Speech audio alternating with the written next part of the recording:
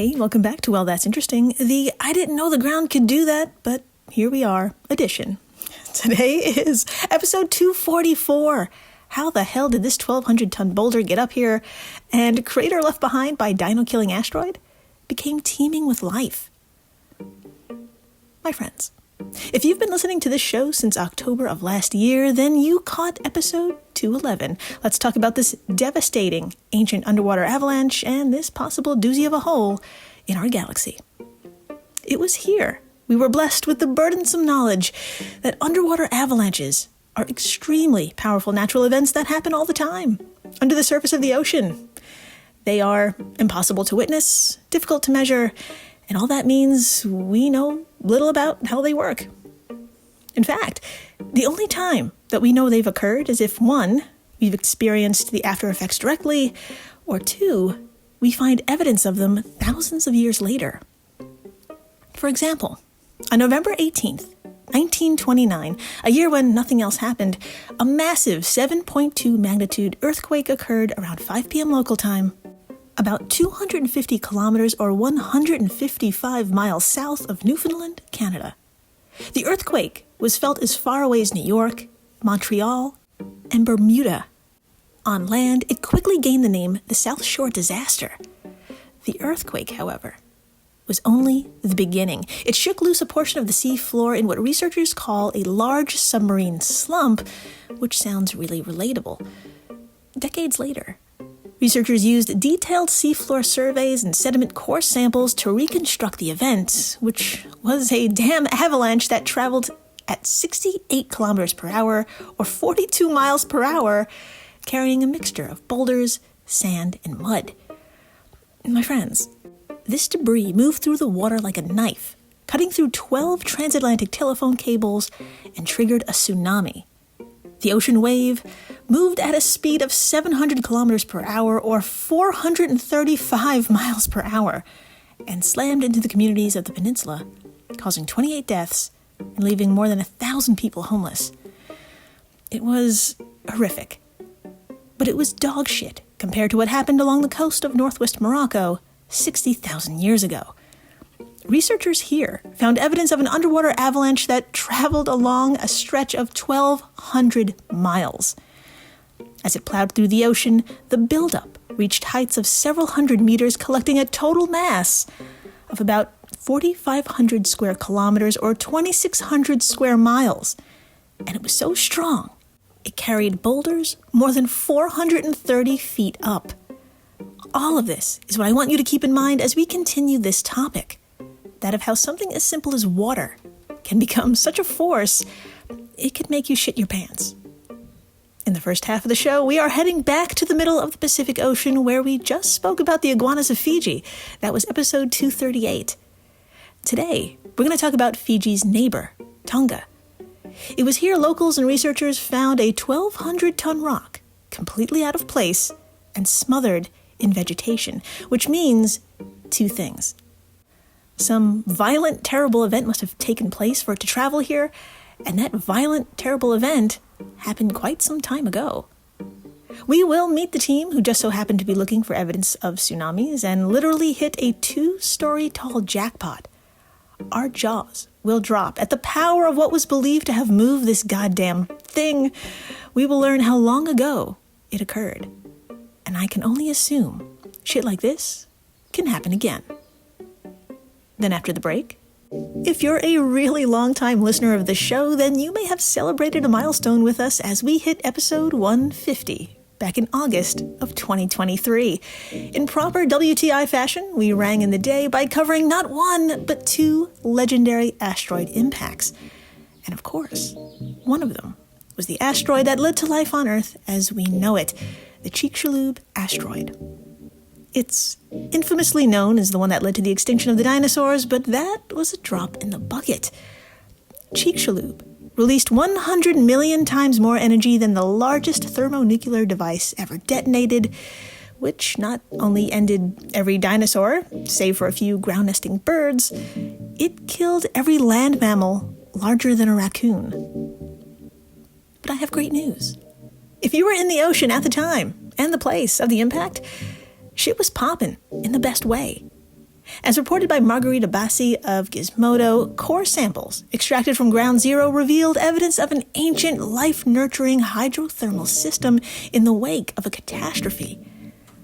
One must ask, how in the fuck?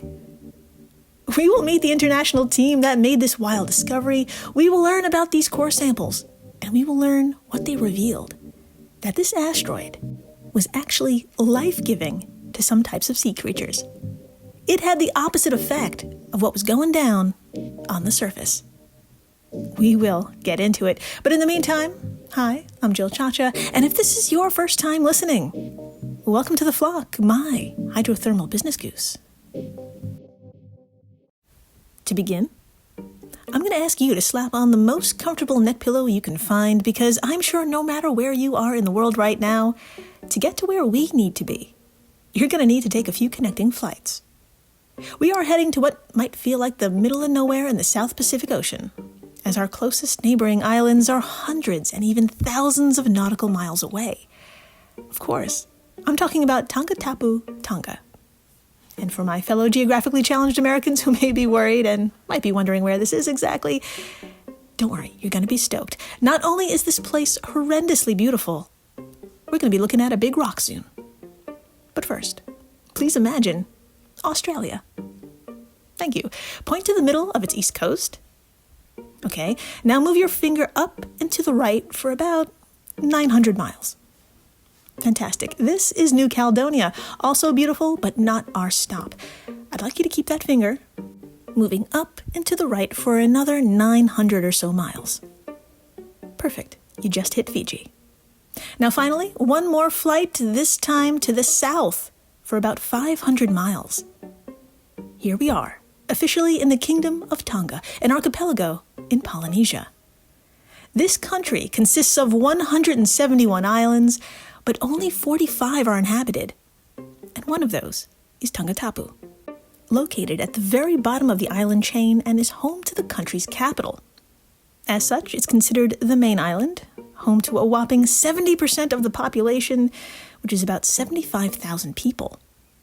If you drop whatever bullshit you're holding right now and pick up your phone to head on over to today's post on the old socials, you'll see a snippet of the coastline and a map of the island itself.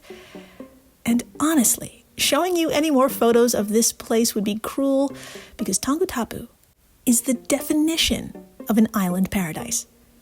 Being so lush means a few things. One, small family farms bespeckle the coast, growing yams, squash, root crops like cassava, fucking coconuts, bananas, vanilla, papaya, mango, avocado, limes, and tomatoes. Just deliciousness. And two, to be so lucky, you have to pay the price. Cyclone season kicks off every January and ends in April. But 4 months or so of storms are nothing compared to the volcanic activity that can occur at any moment. For example, I know a lot happened in 2021, like being a year into COVID, but if you reach back into your memory, you may just recall one of the most catastrophic eruptions in our lifetime. Yeah, that happened.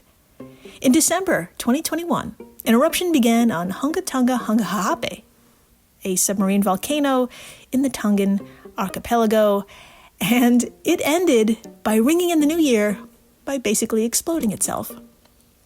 On January 14th, dozens of satellites in fucking space captured a plume 12 miles high and counting. The eruption was heard more than 1,200 miles away in New Zealand, and it produced atmospheric shock waves, reported as having gone around the Earth as many as 4 times. Tonga has, let's just say, a rich history of volcanic activity, earthquakes, and tsunamis. If you're hot for rocks, especially rocks that tell Earth's geologic history, then Tonga is for you. And not only for you, but Martin Kohler, a PhD candidate from the University of Queensland, and his team. Back in July of 2024, Hot for Rocks Martin and the gang were having the goddamn time of their nerdy lives, quote, surveying the southern side of the island of Tonga Tapu, looking along the coastal cliffs at evidence of past tsunamis, end quote, he said in a statement to uq.edu.au. Not only were they sweaty and on foot, looking for gashes along the coast and big old beautiful boulders, but the team came fully equipped with technology to snap aerial photographs of shit like this too. Overall, these methods proved okay. They were okay. They were getting results, but nothing earth-shattering, if you will. It wasn't until their last fucking day in the field when they were approached by a group of Tongan farmers who had some salacious news about farmland belonging to the Taisina family. I assume the conversation went something like this. Hey, do you like rocks? And Martin was like, do I ever? And they were like, well, we got one for you, but you're not ready for it. End scene. Yeah, I know. My friends, I don't think you're ready for this either. Please drop whatever bullshit rock you're holding right now and head on over to today's post. Swipe past the map, and you're going to see what kinda looks like a hill. I'll give you a second. Okay, I can see your reaction from here. It says, okay, this is a hill with some trees coming out of it. What's the big deal? Well, my teeny business goose, that is a limestone rock. A single rock. And it shouldn't be there. This is what the farmers were talking about, and it is so damn large, they simply named it Makalahi, literally large rock. Let's get into it. The team had actually passed over this structure the size of a 2-story building previously because in aerial photos, according to the team's paper, quote, it was obscured by dense overgrowth, which made the area appear as a small forest, end quote. Not only was the damn thing camouflaged, the team didn't expect to find a boulder 45 by 40 by 20 feet in size, weighing an estimated 1,200 tons this far inland, and this high up. My friends, 1,200 tons is about 2.4 million pounds, and its location is 650 feet away from the coast. And for even more context, the rock is already atop a 12-story limestone cliff. Yes, so if you're wondering, what ungodly power moved this thing and from where, you are not alone. If you swipe past Makalahi, you'll see a Google Earth satellite image of the southern coast of Tongatapu, featuring high cliffs and a massive, massive gash in it. Behold, the dislodged location. It is so big, a satellite picked it up. From here, the team did some clickety-clack simulations with modeled waves. I'll say that again, waves of different heights that rolled in anywhere from every 10 to 600 seconds. So, what did they find?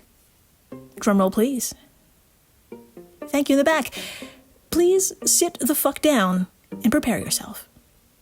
Quote, the team found that waves of at least 160 feet high were required to dislodge the boulder from the cliff's edge and send it rolling or sliding to its final resting place. They concluded that the tsunami was at minimum 164 feet or 50 meters tall and would have taken about a minute and a half to pass. The tsunami likely reached speeds of over 70 miles per hour. End quote. From Catherine Corney of the New York Times and Natalia Messa, yes, it is a mess, of Gizmodo. Holy shit. If these words aren't enough to scare the living daylights out of you, there's a handy multi-step graphic over today's post. There you'll see the 12-story cliff and an approaching 164-foot tall wave. As it hits the coastline, the limestone chunk gives way, and for 90 whole-ass seconds, the 2-story, 2.4 million pound rock rolled to its current location. Again, water did that. Now, you may be asking, why? Why did water do that, Jill? Well, great question. As reported by the New York Times, there's geological evidence that large waves also inundated the North Island of New Zealand around 7,000 years ago. That event is believed to have been caused by an earthquake in the roughly 1,000-mile-long Tonga-Kermadec Trench, nailed it, that stretches from New Zealand to Tonga. Perchance this ground movement triggered a landslide near Tongatapu, and it launched the waves that ultimately transported Makalahi. But, and big but here, there is another explanation. Tongans refer to these kinds of boulders as Maui's throwing stones. After a myth, they were hurled by the demigod Maui while chasing chickens from an island just south of here called Iua to where we are now, Tongatapu. And that makes sense to me. Either way, Makalahi has the prestige of being the world's largest known clifftop boulder, having been moved by a wave, and also has the honor of being the third largest tsunami-swept rock in the world. And to think, Martin and the gang nearly missed it. After the break, we are leaving Tonga for the Yucatan and one big-ass rock for another. The Chicxulub asteroid that hit the Earth 66 million years ago was a whopping 6.2 miles in diameter, traveling at a speed of 150 times faster than a jet airliner. The magnitude of the impact left behind a crater about 124 miles long, and a planet changed forever. Well, you know what happened above on the surface, but now we're going to talk about what happened below at Ground Zero. Next. Stay tuned. Summer's here, and Nordstrom has everything you need for your best dress season ever. From beach days and weddings to weekend getaways and your everyday wardrobe. Discover stylish options under $100 from tons of your favorite brands like Mango, Skims, Princess Polly, and Madewell. It's easy, too, with free shipping and free returns, in-store order pickup, and more. Shop today in stores, online at Nordstrom.com, or download the Nordstrom app. Shh. Hear that? Big waves are calling. Dive into refreshment with Kona Big Wave. Tropical flavor and the taste of aloha in every drop. This summer, don't just listen. Join Kona on the Big Wave Bonfire Tour. More information at konabigwave.com/bigwavemusic. Kona Big Wave. Liquid Aloha. Copyright 2025 Kona Brewing Co., St. Louis, Missouri. Mahalo for enjoying responsibly. And we're back. We are so back, and my friends, I'm going to need you to slip into your sexiest seafaring gear because we're joining Sean Gulick, a research professor at the University of Texas Institute for Geophysics, Joanna Morgan, a professor of geophysics at Imperial College London, and their team of international scientists who are equally decked out in their own sexiest seafaring gear aboard a black and yellow boat called Myrtle. But Myrtle isn't your usual boat. Oh nay, this sea vessel used to be an oil rig. So instead of floating, she stands, supported by 3 lengthy legs embedded into the sea floor. We are all gathered here today not for oil, but for core samples approximately 2,700 feet, or 829 meters, deep. It's May 2016, and you can feel the nerdy excitement in the air. Myrtle has just reached the halfway point, which means Gulick and the gang are just moments away from unearthing innards of the Chicxulub crater, located right off the tip of the Yucatan. And for my fellow geographically challenged Americans who are like, what? All you need to do is imagine Mexico. Point to the curved tail at the bottom and move your finger all the way to the right. Now, this may come as a shock, but the asteroid that ended the 165 million year run for the dinosaurs, wiped out 80% of terrestrial creatures and 70% of marine life, was actually a boon for some. Previous research already determined that life returned to the crater within a matter of years. Gulick and the gang wanted to know why. How could this have happened? My friends, the analysis took years, but now we have a theory, and it's both out of this world and close to home. Let's get into it. Join me, will you, in the Gulf of Mexico, and I'm going to say that again, the Gulf of Mexico, roughly 5,200 feet down. It may be dark and soul-crushing here for us, but for other species, it's heaven on earth, thanks to hydrothermal activity. As explained by Margarita Bassi of Gizmodo, cold ocean water finds its way into the cracks of the ocean floor where it's heated by the Earth's interior. This newly heated water dissolves sweet, sweet minerals in that crust, and together they rise back up and into the ocean. As the water cools, those nutrients solidify, riding the currents and scattering the ground as they go, providing sulfur, iron, nitrogen, phosphorus, barium, calcium, silicon, and all that tasty jazz that's fuel for life. This process and its effects can be seen today. And Gulick and the gang believe millions of years ago it was that which saved this region. All they needed to do to prove it, well, was to make some clickety-clack calculations and dip a toe into the chemical analysis of the many core samples and its many layers. So, what did they find? Drumroll, please. Thank you again in the back. For 700,000 years, yes, you heard me, for 700,000 years, the Chicxulub crater was the place to be. Life thrived here. Quote, after the asteroid impact, the Gulf of Mexico records an ecological recovery that is quite different from that of the rest of the global ocean. End quote. Honami Sato, lead author in the study and geologist from Kyushu University, said in a University of Texas at Austin statement. And my delicious business goose, it's thanks to the asteroid itself. Now, asteroids themselves are made of tasty things like nickel, iron, and carbon, which can be found right here inside the Earth in abundance. But there's one element that is extremely rare. Osmium. Osmium is considered one of the rarest stable elements in Earth's crust, making up just 50 parts per trillion. When Gulick and the gang took a gander at these samples buried kilometers beneath the impact crater, they found unusually high levels of osmium. That's when they had a eureka moment. It's possible. As warmed water moved from the seafloor and up towards the surface, so did traces of the asteroid and all of its excessive abundance, including enormous amounts of osmium. So, was the asteroid giving life? Was it giving? Literally.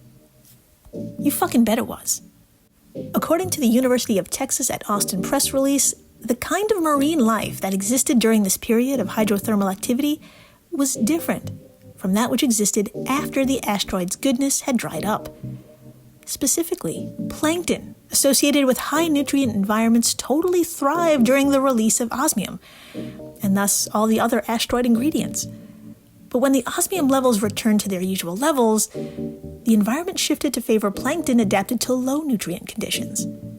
And alas, the boom was over, 700,000 years later. Co-author Stephen Gotteris, a research professor at the... oh god, it's Belgian. I have to pronounce this. Okay, Stephen, you work at the Vrije Universiteit. That is so wrong. That is so wrong. Oh, God. Vrije Universiteit, Brussels, in Belgium. Stephen said it best, quote, this study reveals that impact cratering events, while primarily destructive, can in some cases also lead to significant hydrothermal activity. In the case of the Chicxulub impact, this process played a vital role in the rapid recovery of marine ecosystems. End quote. Stephen, I'm so sorry. Your quote wrapped up my entire segment, and I did that. Well, anyway, I guess what does this mean? I guess it means there's a bright side to everything, right? Yeah, bring this up to a friend who just got devastating news. I'm sure it'll help. And thank you for rating, listening, telling your friends about a 1,200-ton boulder. I'm sure they want to know. Of course they do. Who doesn't? And tell them, again, sure, something wiped out everything larger than the size of a raccoon, but, there's the other side of it, too. Yeah. God. And a rock-hard thanks to the folks over at Airwave Media, the podcast network to which WTI belongs. If you love this show, and you do, you love the other podcasts in this family. And please, stay interesting.